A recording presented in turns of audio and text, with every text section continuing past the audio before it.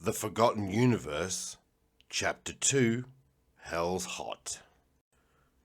Across the galaxy, in a small dwarf star system, he stood above his black carved throne and looked out over his world.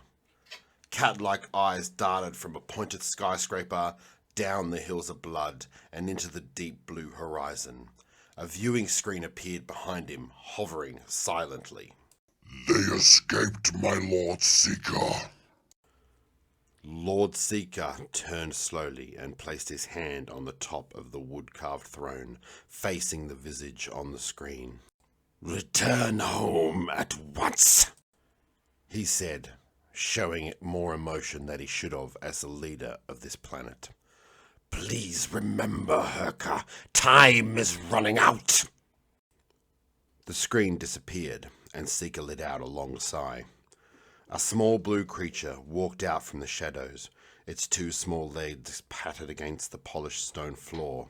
Its face was serious while still resembling a puppy with a narrow snout and large eyes. "My Lord Seeka, it has increased again. At this point, the mutation will kill over 35 billion Rondite people. Your people." Seeka slowly lowered himself from his throne, carefully not to allow his cloak to become the corpse beneath him.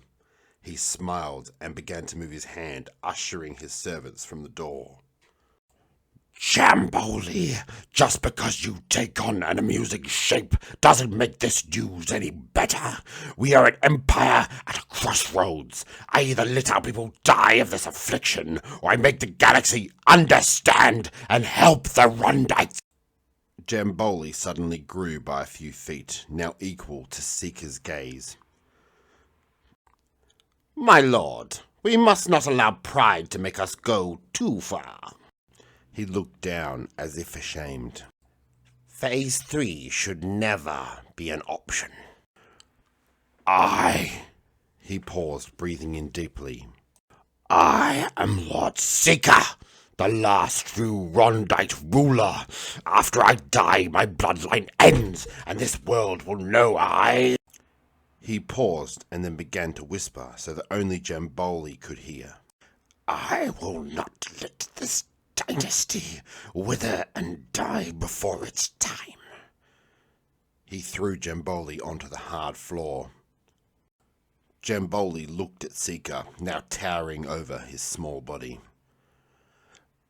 "Better." Jamboli began to stand and walk away. "Much better." Lord Seeka ran his hand over his steel-ridged helmet and watched Jamboli disappear into the shadows. Jayne had collapsed on the floor from exhaustion. The adrenaline had long since gone, and now she just felt tired. She stared over her knees at the small robot who had a few panels hanging loose and dented in the opposite corner. "Hey, little guy, I'm still sorry." She reached over to pat its metallic head. The robot backed away, buzzing. She knew it was scared of her, but she reached further and stroked it gently. She could feel the curve of its shell and the dents that had now covered it. Its blue eyes arched downward and made Jayne feel as if the robot was staring at her with a sad face. Jayne pulled the robot closer and placed it under her arm, and she stood up, glancing a peek through the hatch window again. Outside was nothing but the speckled darkness of interstellar space. No sign of vessel or planet. The murderous creature and its creepy smile flashed in her mind's eye, but she let out a sigh of relief. The medical robot that once had a biobed for legs now had actual robotic legs and walked up to Jayne and tapped her on the shoulder. "Excuse me, please follow me," it asked. "I will escort you to the control room." It turned and gestured with one of its arms down the hall. Jayne looked at its blue face and the creepy, robotic, unemotional smile. She noticed a word painted on its left shoulder. Meadow. "I want to go back to Earth, Meadow," Jayne said, hoping that using his name would elicit some sort of empathy. Meadow grabbed her hand and placed the other over the top, as if trying to brace her for some great emotional shock. Jayne couldn't help but feel like the robot was patronizing her. This wasn't helped by the sarcastic grin. That is impossible, as Earth has been quarantined off for 2 months now. The human population on Earth is dead. Jayne pulled her hands from the robots and folded them in front of her. She inquired how this was possible. Meadow began to explain that an unknown virus had hit Earth and they were unable to find a cure. Jayne began walking with Meadow and kept looking for signs of other people, but there was no one to be seen, just an assortment of robots going about tasks. She saw a gym and a kitchen before reality hit her. "Where are the people?" she asked. Meadow halted and turned to face her. This ship is built for two, yourself and the patient that was on the biobed when you ran into me. The Silver Stallion was designed to keep you both safe. It has 2 living quarters, 1 kitchen, a gym, library, navigation room, weapons, and large storage and medic. Why does it have that, though? Why would anyone go to this kind of trouble to save 2 people? Meadow began moving again and simply uttered one word. Classified. Jayne thought about asking further, but thought it best not to look a gift horse in the mouth. At least not yet. She continued walking behind, looking throughout the ship.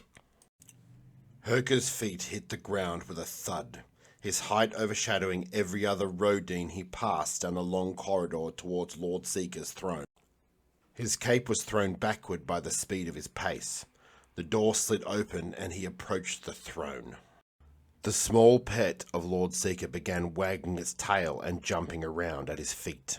"You know," the Lord began, "why I like the companionship of a king. The same reason I keep you around.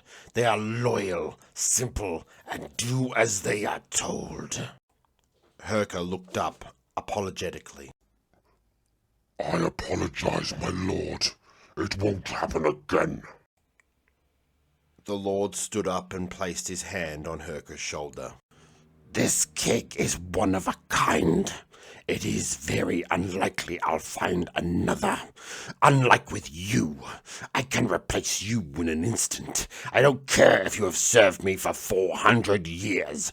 There are hundreds of rulers knocking out my door every day, and none of them have an abomination as a son." He leaned down to whisper into Herker's ear.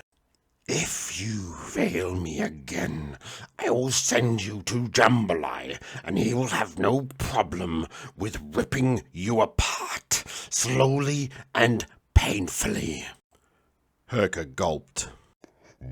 What do you wish, father? Lord Seeka stood tall and proud, just like the portrait hanging behind him. "You will find the humans, tear them limb from limb, and send every piece drained of blood back to their disgusting helpers. I will not have 40 years of planning be ruined because you are stupider than my pet." With the last word, he backhanded Herker across the face. Herker spat blood as he spoke. They will never make that destination. "Do you think he'll survive that?" Jayne asked, looking at Christopher's body that had just been wheeled in. It is merely his outer flesh and damage to his lungs. Dermal regeneration and respiratory reconstruction. Simple for a machine. Meadow said with pompous certainty. Meadow led Jayne to the elevator to the control room. She stepped out and was greeted by an immense starfield with 2 glowing computer terminals at each end. The buttons on every panel were like multicolored diamonds with a backlit glow. The front viewing window stretched from the floor to the ceiling and from wall to wall. Projected onto it were schematics and diagrams of the ship's systems and functions. The light was low and every bit of the room reflected the incandescent lights that hung around. Jayne walked to a computer panel and began to feel a sense of nervousness, like she'd been there before. She lightly brushed her fingers along the black reflective surface and its myriad of colourful buttons. The image projected directly ahead showed the Silver Stallion's energy, where every bit of power was sent. "Meadow, Have I been here before? She asked the robot. The robot stared ahead as if the vast universe had distracted it. A long time ago, ma'am. It was a different time. A time of war. Jayne asked Meadow to continue. 19 years ago, this ship was at the front lines, battling a Rondai fleet. The creature you met, chasing you, was one of its commanders. He had all but destroyed our fleet, and we had surrendered. When he docked his ship to us, he caught the crew and ripped their still-beating hearts from their chest. In Jayne's mind's eye flashed two faces and the creature, and she grabbed Meadow's arm. Are you talking about my parents? Yes, they were leaders of the Human Alliance, and they were killed. Their child was taken back to Rondai before being rescued a year ago. You were put into hollow stasis. Meadow noticed Jayne's face and continued the story. You were placed in there for your own good. Your memories of the time were erased. I will speak no more on this. Jayne was now left with her thoughts. A history she should remember but doesn't. A ship that was her home while being completely unknown to her. In her 25 years of life, she had never felt so ambivalent. Not that she could remember. She knew she had to look for those 19 years, but she felt she had left them in Alaska. A hollow forgery. She was being hunted for something she didn't even remember. Meadow returned. He's awake! Christopher could not see anything. He could feel the bandage around his head. He raised one finger and felt his skin crack. The pain was non-existent, and he felt dizzy. Please be calm. The nanobots are repairing your lungs. In a moment, I'll remove your bandages and we will repair your eyelids. The voice was almost calming. Well, in a sense that someone was treating him. His lungs tingled and his breathing began to become stronger.